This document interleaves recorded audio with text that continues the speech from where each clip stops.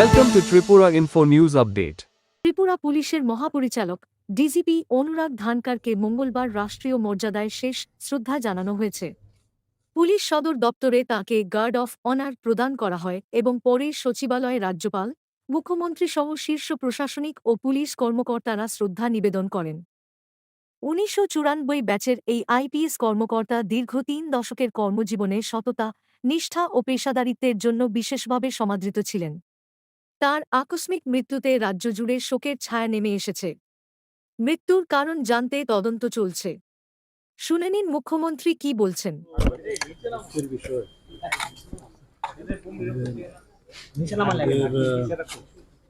ত্রিপুরা পুলিশের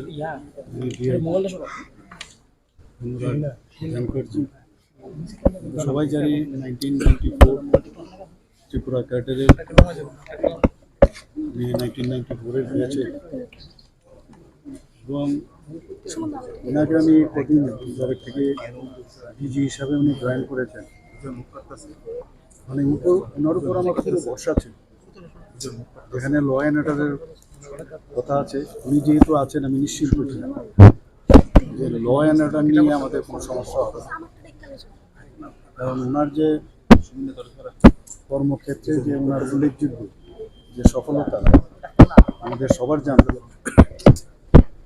এবং উনি যেভাবে উনি প্রফেশনালিজম যাকে, সেটা কিন্তু ওনার কাজের মধ্যে আমরা দেখে গেছি।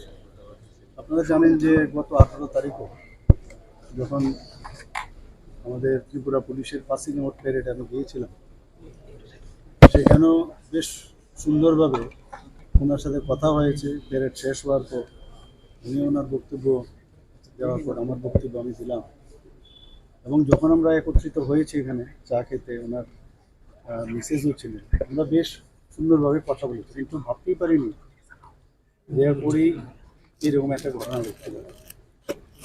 গতকাল তখন আমি একটা মিটিংয়ে ছিলাম, যখন একজন সিনিয়র পুলিশ অফিসার আমাকে বললেন, স্যার এরকম ঘটনা হয়েছে, সাথে সাথে আমি এবং আমাদের চিফ সেক্রেটারি মহোদয় এবং অন্যান্য যারা সেক্রেটারিরা রয়েছেন সবাই আমরা সেখানে দৌড়ে গেলাম। যেহেতু আপনারা সবাই তো বছরে জেনেছেন কি হয়েছে, এবং ওনার অফিসের মধ্যে গিয়ে যা জানলাম, এবং তখনও উনি বাথরুমে, সেই বাথরুম থেকে তারপর ওয়েট করছিল সবাই যে ফরেন্সিক টিম আসবে। ফরেন্সিক টিম আসার পরে, কারণ তারা ফরেন্সিক টিম না আসলে কিন্তু এখানে কিন্তু ওনাকে যে হ্যাঙ্গিং অবস্থায় উনি ছিলেন তাকে নামানো যায়, সবাই জানে। ফরেন্সিক টিম আসার পর যখন ওনারা ওনাদের হাতে নিলেন, তারপর আমরা বেরিয়ে আসলাম। এবং সত্যি আজকে অত্যন্ত একটা এমন একজন ব্যক্তি যার উপর ল অ্যান্ড অর্ডার সারা ত্রিপুরা, এবং আপনারা জানেন উনি আসার পর থেকে ত্রিপুরা ল অ্যান্ড অর্ডার নিয়ে আমরা খুব গর্ববোধ করতাম। সব জায়গায় বলতাম যে Tripura law and order situation ভালো নেই, এবং অত্যন্ত সজ্জন ব্যক্তি ছিলেন। এবং ওনার সাথে আমার যখনই কথা হতো একটা কোর্ডিয়াল টক হতো। লাস্ট টক হয়েছিল ওই যে 18 তারিখ, আপনারাও ছিলেন অনেকে হয়তো, যেহেতু লাস্ট দেখা এবং কথা। তারপর তো এরকম একটা ঘটনা ঘটলো, মানে ভাষা নেই কোন ভাষায় এরকম একটা মানে আনন্যাচারাল ডেথ। এবং গতকালও আমরা যা শুনলাম যে ইয়ে আসলো আপনার প্রিলিমিনারি যে আমাদের পোস্টমর্টম রিপোর্ট, সেখানে বলা হয়েছে ফাঁসি দেওয়ার কারণেই ওনার মৃত্যু হয়েছে। বাকি তো আপনারা সবাই জানেন, ওনাকে রিসাসিটেশনও করা হয়েছে, হসপিটালে পাঠানো হয়েছে, ডাক্তারবাবুরা চেষ্টা করেছে যা করে যা স্টেপস অনুযায়ী। সত্যি আজকে ওনার যে স্থানটা আমার মনে হয় না এইভাবে কেউ আর পূরণ করতে পারে। এটা মানে একটা সরকার চালাতে গেলে একটা ফিল গুডের যে একটা অবস্থা ছিল না, উনি আমার সাথে ছিলেন বলে উনি যেকে খুব আমি সবসময় একটা সুন্দর একটা সিচুয়েশনে আমি নিজেকে ফিল করতাম যে আমি যেহেতু উনি আছেন সমস্যা। কিন্তু কী করবো এখন পোস্টমর্টমের আর একটা রিপোর্ট আরও যেসব আসে প্রিলিমিনারি রিপোর্ট তো এসছে। আমাদের যারা অফিসাররাও আছেন চিফ সেক্রেটারি থেকে আরম্ভ করে সমস্ত অফিসাররাও অত্যন্ত দুঃখিত, মানে দুঃখিত, আপনারা সবাই দেখেছেন। এবং মানে সবার মুখে কোনো কথা নেই, কোনো শব্দ নেই, কীভাবে ব্যক্ত করবে ওনার অকালে কীভাবে চলে যায়। এখন কথা হচ্ছে, আপনারা সবাই জানেন যে এই বিষয়ে আমরা কিছু বলার মতো অবস্থা এখন নেই। এবং আমি মনে করি যে আজকের দিনে ওনার পরিবারের পাশে দাঁড়ানো খুব প্রয়োজন এবং ভগবানের কাছে প্রার্থনা করি যে ওনারা, আমরা তো হারিয়েছি কিন্তু পরিবাররা সবচেয়ে বেশি হারিয়েছে, এবং ভগবানের কাছে প্রার্থনা করি ওনাদের জন্য শক্তি দেয়, এই যে ইরিপারেবল লস হলো সেটাকে সহ্য করার ক্ষমতা।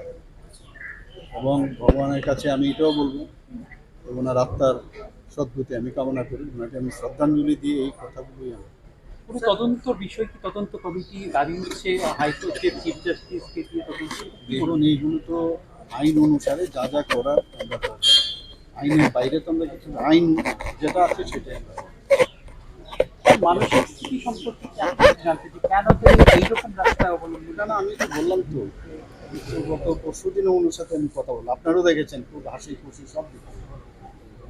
এবং এগুলোর তো বলা যায় না কখন কি কোন জায়গায় কার মাথার মধ্যে কোন বিষয় নিয়ে আসবে, ভেরি টাফ। পোস্টমর্টম তো এমনি হবে, পোস্টমর্টমের পরে কী কারণে হলো, দিস ইজ ভেরি ডিফিকাল্ট এই বিষয়ে পার্টিকুলার। পরিবারের মানুষের সঙ্গে কথা বলেছেন আপনি? ওনার সাথে তো কালকেও দেখা হয়েছে, আমি তখন ওখানে গেলাম, উনিও আসলেন, ওনার মিসেস ছিলেন, কালকে ওনার ভাই এসছেন। তো ভাই আসার পরেই ডিসিশন হলো কোথায় কী করবে না করবে। তো আজকে ফ্লাইট যেহেতু লেট ছিল, যে ফ্লাইটটা এসছে আমি শুনলাম যে ফুয়েল রিফিল করার জন্য লেট হয়েছে, এই কারণে এই সময়টা আমরা পেয়েছি। তো এখন যাবে এখান থেকে, আমি শুনলাম যে উড়িষ্যাতে বোধহয় খুব সম্ভব একটা জায়গার মধ্যে হল্ট করবে উড়িষ্যা, সেখান থেকে তারপর আবার রিফিল করে আবার দিল্লিতে যাবে। আমি দিল্লিতে ত্রিপুরা ভবনের যিনি আইএস অফিসার, অন্যান্য অফিসারদেরকে আমরা নির্দেশ দিয়েছি যেন ওনাকে রিসিভ করে যথাস্থানে জন্য গাড়ি ঘোড়ার জন্য ব্যবস্থা। আইন অনুসারে যা যা করা, অলরেডি পুলিশ কেসও হয়েছে, তো যা আইন বলবে সেই আইন অনুসারে। স্যার, যেহেতু দীর্ঘদিন ধরে আপনার ওনার সাথে একটা পরিচয় আছে, এরকম একটা লোক কি বলবো, আমি তো বললাম, তারা এই ধরনের ঘটনা আপনারা অনেক কিছু অনেক সময় আমরা শুনি দেখি, তো you cannot read the mind. এরকম একটা হাই অফিসিয়ালের মৃত্যুর তদন্ত কি থানা পর্যায়ে চলবে নাকি তার উপরে? এটা তো আমি আইন অনুসারে, যেহেতু এটা তো আনন্যাচারাল ডেথের মধ্যে যে ধরনের ডেথ হয়েছে, তারপর আইন মাফিক যা হবে তাই করব। স্যার, বিরোধীরা একটা অভিযোগ কালকে আমি এই বিষয়ে কোনো কমেন্ট থ্যাংক ইউ। মানুষ